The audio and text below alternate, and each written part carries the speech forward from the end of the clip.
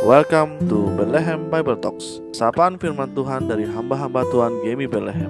Kiranya firman Tuhan hari ini dapat memberkati kita semua. Shalom Bapak Ibu yang terkasih di dalam Tuhan. Hari ini kita bersama-sama belajar dalam Hakim-Hakim, pasalnya yang ke-7 ayatnya yang ke-23 sampai pasal ke-8 ayatnya yang ke-3 dengan tema bersikap bijaksana. Ayat 24, Gideon menyuruh juga orang ke seluruh pegunungan Efraim dengan pesan, "Turunlah menghadapi orang Midian, dan dudukilah segala batang air sampai ke Bet-bara dan juga sungai Yordan." Maka semua orang Efraim dikerahkan, lalu mereka menduduki segala batang air sampai ke Bet-bara, juga sungai Yordan. Pasal yang ke-8 ayat 1, lalu berkatalah orang-orang Efraim kepada Gideon, "Apa macam perbuatanmu ini terhadap kami?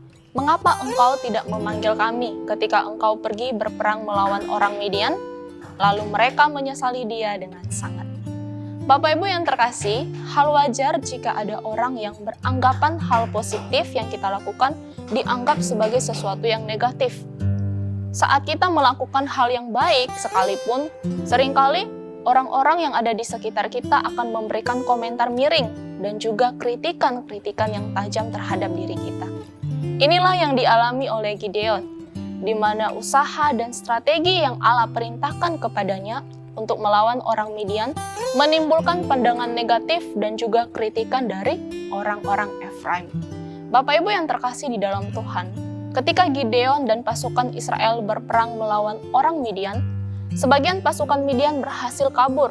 Mereka melarikan diri dan masuk ke pegunungan orang-orang Efraim.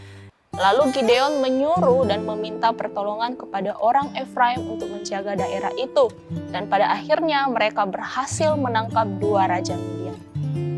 Namun di satu sisi ada rasa kecewa di hati orang Efraim. Mereka mengeluh dan tidak senang dengan cara Gideon. Mereka mengkritik dan merasa diabaikan karena Gideon tidak memanggil dan melibatkan mereka ketika berperang melawan orang Midian. Bapak Ibu yang terkasih, apa yang dilakukan Gideon? Apakah ia menjawab kritikan itu dengan amarah?